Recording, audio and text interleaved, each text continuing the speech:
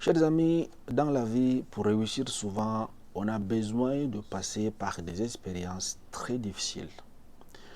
Donc ici, j'aimerais apporter un peu un conseil à toute personne qui décourage dans la vie, qui est peut-être à dépasser les trentaines. Il n'a toujours pas pu cadrer sa vie pour orienter sa vie euh, je sais pas, pour cadrer et orienter sa vie dans une direction donnée.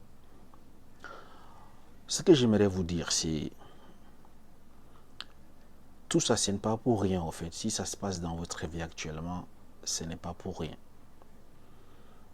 Cela veut dire que vous avez déjà eu à commettre certaines erreurs. Donc il faut essayer de réfléchir. Réfléchissons-nous ensemble. Essayez de revoir. Parce qu'on va dire, quand vous avez de 5 ans,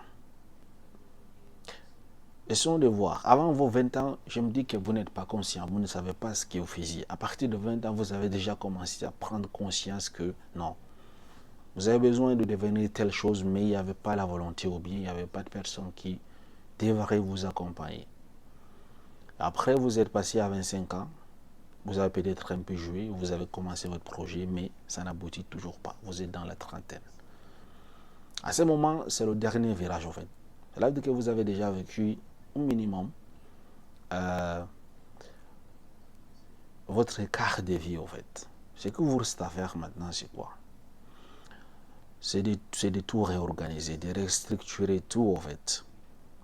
Il ne faut pas vous décourager d'abord. Prenez les manches et découragement, vous les mettez à côté. Ce que vous allez faire, c'est que je vais essayer de vous raconter une petite histoire. Vous allez comprendre peut-être à travers cette histoire-là, peut-être vous allez vous retrouver et donc vous en sortir. J'avais un ami, il a eu son baccalauréat à l'âge de 30 ans. Donc, quand il était enfant, il avait eu un accident, il n'a pas pu fréquenter. Donc, il était en retard. Lorsqu'il a commencé à fréquenter, c'était déjà trop tard. Tous ses camarades, en fait, étaient déjà à l'université ou bien d'autres avaient déjà commencé à travailler. Mais lui, il faisait encore le secondaire. Donc, il a eu son bac à l'âge de 30 ans. Vous comprenez un peu? Pendant que vous avez eu votre bac, peut-être à l'âge de 18 ans, maximum 20 ans. Vous avez déjà eu votre licence, peut-être 23 ans. Mais à 30 ans, vous n'avez absolument rien fait de votre vie. Alors que lui, c'est maintenant qu'il vient d'obtenir le baccalauréat. Il ne s'est pas arrêté là. Parce que si c'était une autre personne à sa place, allait s'arrêter et dire, bon, comme je suis déjà âgé, j'ai déjà le baccalauréat, je vais donc essayer de me chercher même dans un petit coin là. Et on me prend, je travaille, je gagne le SMIC. Il n'a pas fait cela. Qu'est-ce qu'il a fait? Il a foncé, il a continué. Il a fait les études dans l'ingénierie. Voilà. Pour devenir ingénieur en génie civil. Il a poursuivi ses études. À l'âge de 35 ans, il a obtenu son diplôme d'ingénierie. Il a encore foncé pour se spécialiser dans un domaine donné. Il a ajouté 3 ans d'études. À l'âge de 38 ans, alors il est complet, maintenant il est ingénieur plein. C'est à ce moment donc il a commencé à travailler. Vous voyez un peu? À l'âge de 38 ans qu'il a commencé à travailler. Il ne s'était pas marié, pas d'enfant, pas de maison, rien du tout. Il faisait que les études. Il n'avait pas d'argent. Il avait juste assez pour se nourrir et payer ses besoins personnels en fait. Voilà pourquoi il ne pouvait pas donc se permettre de chercher une femme dans sa vie. Par la suite, sa vie a commencé, supposons, à l'âge de 40 ans. Donc toi, tu es encore à 30 ans, tu veux pleurnicher. L'histoire n'est pas finie. À l'âge de 40 ans, en même temps, il était en train de travailler pour pour des entreprises comme étant ingénieur parce qu'il excellait dans son domaine en fait. Il a bien compris ce qu'il a étudié. En même temps, il avait également son projet depuis. Hein. Quand il était à l'université, il avait déjà son projet, voilà. Seulement 5 ans dans cette entreprise, à l'âge de 45 ans, il a ouvert son entreprise. Consulting Engineering. Maintenant, celui qui gère ses propres projets, en fait. On l'appelle un peu partout. Il est à Paris, souvent il est à Londres, souvent il est en Afrique, il construit les stades de football. Il est partout, en fait. C'est une personne accomplie, en fait. Et pourtant, il a eu son baccalauréat à l'âge de 30 ans. Vous voyez un peu la différence? Donc, tout, ça dépend de la volonté et de la détermination. Il ne faut jamais se décourager. Inspire-toi donc de cette histoire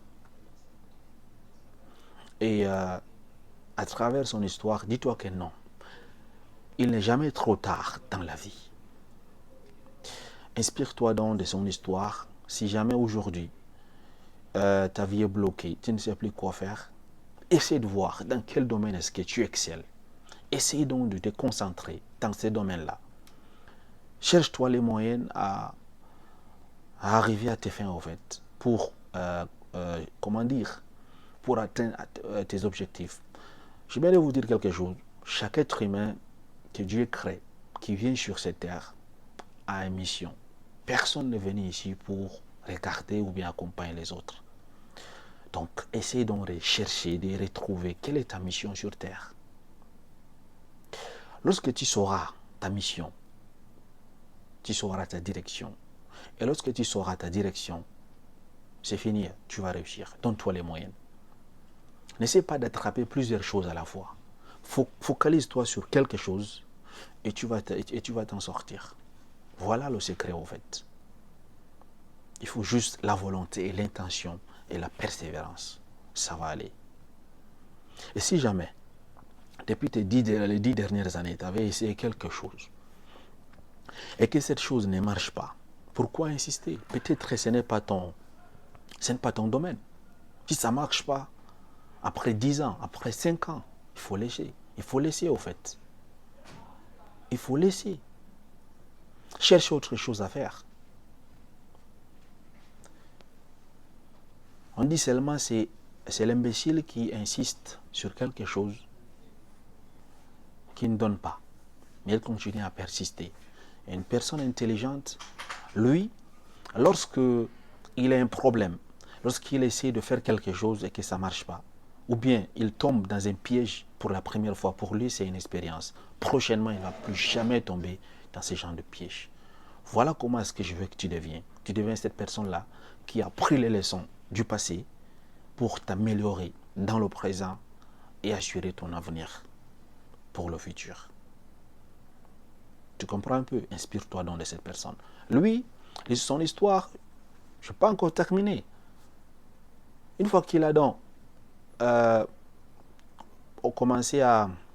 Une fois donc qu'il a mis son entreprise sur pied, en fait, après il y a une année d'activité, il s'est acheté une maison, des voitures. Il s'est donné tout, au fait, en une année d'activité. Il a travaillé 5 ans pour les gens parce qu'il avait la science, parce que lui, son talent, c'était dans sa tête. On ne peut pas le renvoyer juste comme ça et après il part au chômage. Ben non, après il part au chômage. On ne peut pas le renvoyer juste comme ça, après il est au chômage, comme d'autres personnes. Non, lui, il a la science dans la tête.